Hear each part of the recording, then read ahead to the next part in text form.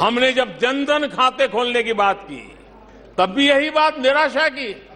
क्या होता है जनधन खाता? उनके हाथ में पैसे कहां है? उनका जेब में क्या पड़ा है? क्या लेके आएंगे? क्या करेंगे? हमने योग की बात की, हमने आयुर्वेद की बात की, हमने उसको बढ़ावा देने की बात की, तो उसका भी मखौल उड़ाया गया। हमने स्टार्टअप इंडिया की चर्चा की तो उन्होंने उसके लिए भी निराशा फैलाई। स्टार्टअप तो कुछ हो ही नहीं सकता है। हमने डिजिटल इंडिया की बात कही तो बड़े बड़े विद्वान लोगों ने क्या भाषण किए। हिंदुस्तान के लोग तो अनपढ़ है, हिंदुस्तान के मोबाइल चलाना भी नहीं आता है, हिंदुस्तान के लोग कहां से डिजिटल करेंगे। आज डिजिटल इंडिया देश आगे है। हमने मेक इन इंडिया की बात कही, जहां गए वहां मेक इन इंडिया का मजाक उड़ाया, जहां गए वहां मेक इन इंडिया का मजाक उड़ाया। आदरणीय अध्यक्ष जी,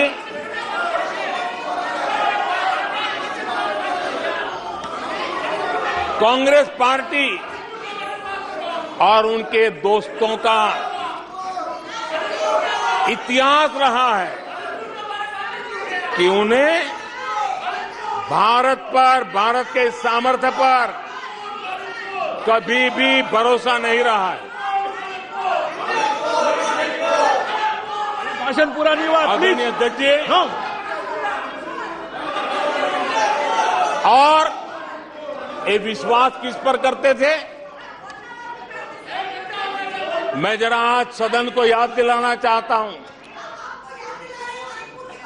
पाकिस्तान सीमा पर हमले करता था, हमारे यहां आए दिन आतंकवादी भेजा जाता था और उसके बाद पाकिस्तान हाथ ऊपर करके मुकर जाता था, भाग जाता था, बोले हमारी तो कोई जिम्मेवारी नहीं है, कोई जिम्मा लेने को तैयार नहीं होता था। और इनका पाकिस्तान से ऐसा प्रेम था कि वो तुरंत पाकिस्तान की बातों पर विश्वास कर लेते थे।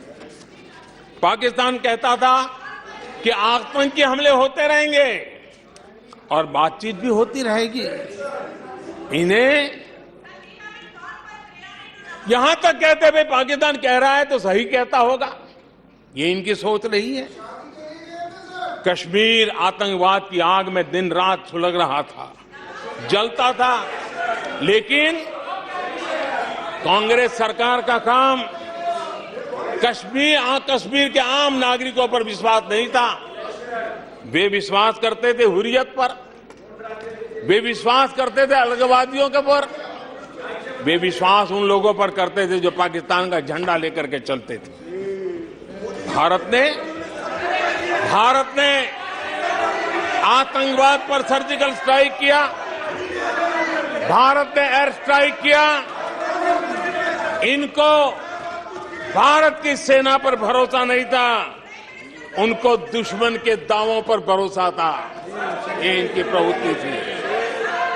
अध्यक्ष महोदय, आज दुनिया में कोई भी भारत के लिए अपशब्द बोलता है तो इन्हें उस पर तुरंत विश्वास हो जाता है, तुरंत उसको कैच कर लेते हैं। ऐसा मैग्नेटिक पावर है कि भारत खिलाफ हर चीजें वो तुरंत पकड़ लेते हैं।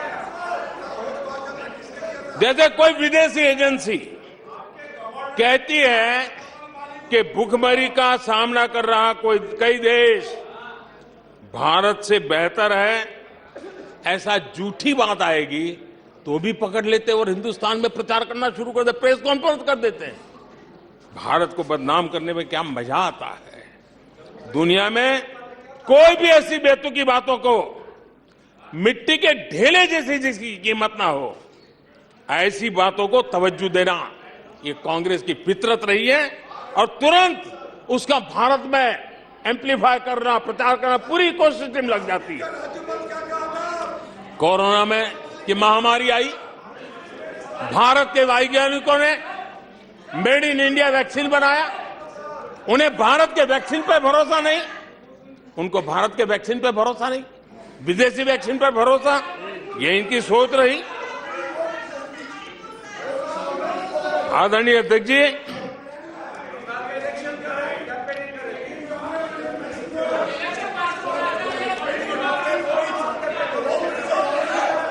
देश के कोटि कोटि नागरिकों ने भारत के वैक्सीन पर विश्वास जताया। इनको भारत के सामर्थ्य पर विश्वास नहीं है, इनको भारत के लोगों पर विश्वास नहीं है। लेकिन इस सदन को मैं बताना चाहता हूं, इस देश का भी, भारत के लोगों का कांग्रेस के प्रति नो कॉन्फिडेंस का भाव बहुत गहरा है।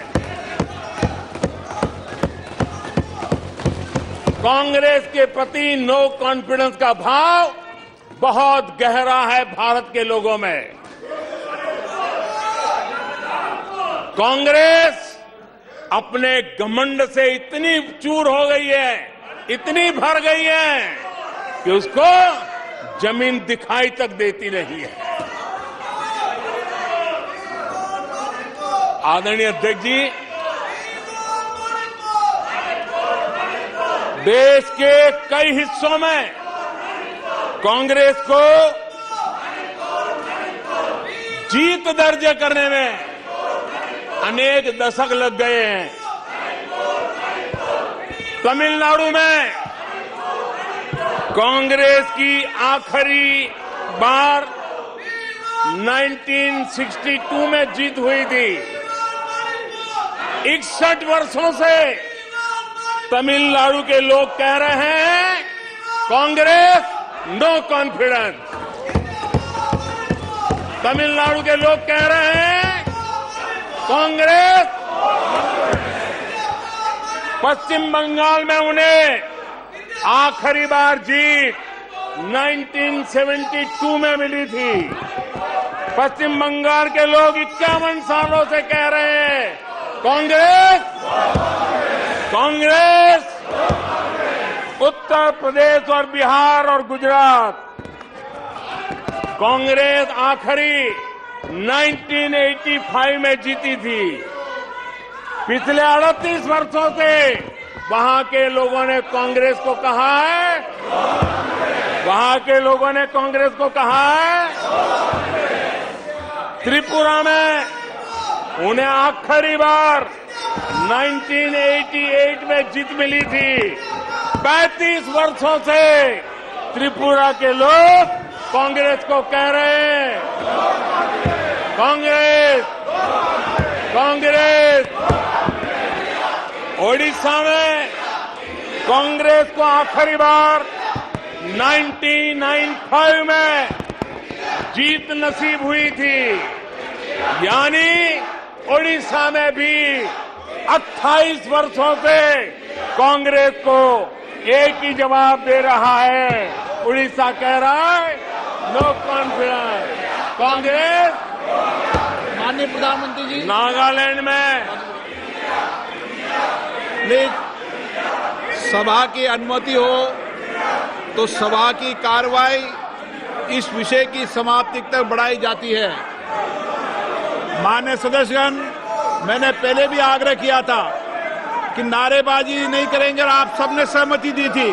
नारेबाजी नहीं करेंगे, न इधर से करेंगे न उधर से करेंगे, नहीं करेंगे दोनों तरफ से नारेबाजी। नो, इधर से भी नहीं करेंगे उधर से भी नारेबाजी। प्लीज, आपने खुद ने व्यवस्था दी थी नारेबाजी नहीं करेंगे सदन में, नहीं करने किधर से भी नहीं करेंगे। माननीय प्रधानमंत्री जी,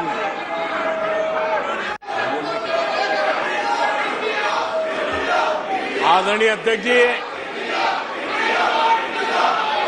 नागालैंड में कांग्रेस की आखिरी जीत 1988 में हुई थी। यहां के लोग भी 25 वर्षों से कह रहे हैं कांग्रेस कांग्रेस। दिल्ली, आंध्र प्रदेश और पश्चिम बंगाल में तो एक भी विधायक खाते में नहीं है।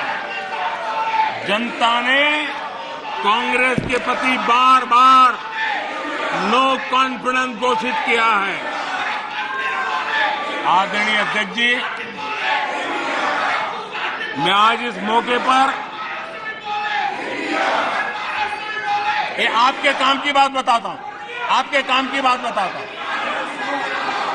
आपकी भलाई के लिए बोल रहा हूं, आपकी भलाई के लिए बोल रहा हूं।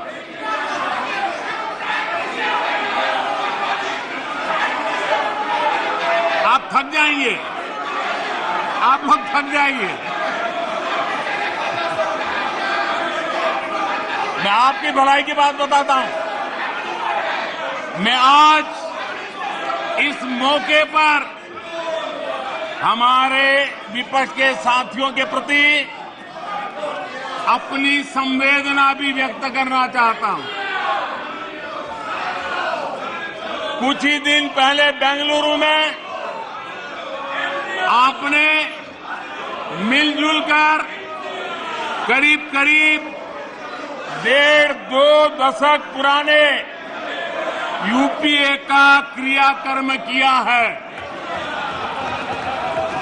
उसका अंतिम संस्कार किया है। लोकतांत्रिक व्यवहार के मुताबिक मुझे तभी आपको सहानुभूति जरूर व्यक्त करनी चाहिए थी, संवेदना व्यक्त करनी चाहिए थी, लेकिन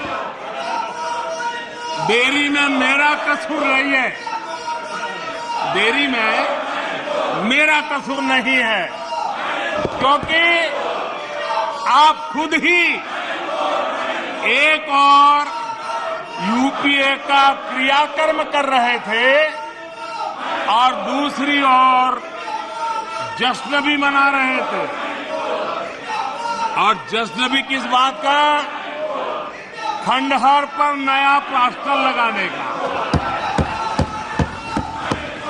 आप जश्न मना रहे थे खंडहर पर नया प्लास्टर लगाने का। आप जश्न मना रहे थे फेल मशीन पर नया पेंट लगाने का। दशकों पुरानी खटारा गाड़ी को इलेक्ट्रिक व्हीकल दिखाने के लिए आपने इतना बड़ा मजमा लगाया था। और मजेदार ये कि मजमा खत्म होने से पहले ही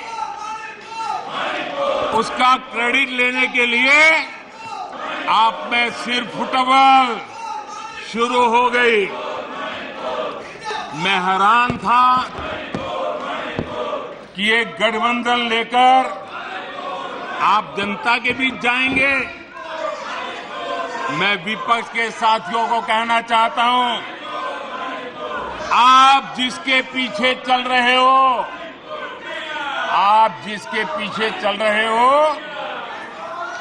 उसको तो इस देश की जबान, इस देश की संस्कार की समझ ही नहीं बची है। पीढ़ी दर पीढ़ी ये लोग लाल मिर्च और हरी मिर्च का फर्क नहीं समझ पाए।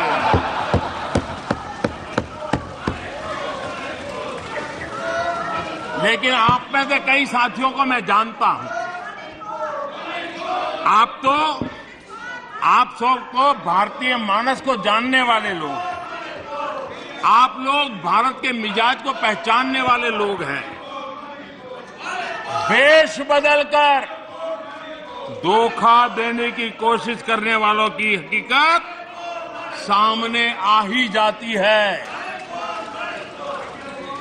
जिन्हें सिर्फ नाम का सहारा है, जिन्हें सिर्फ नाम का सहारा है, उन्हीं के लिए कहा गया है,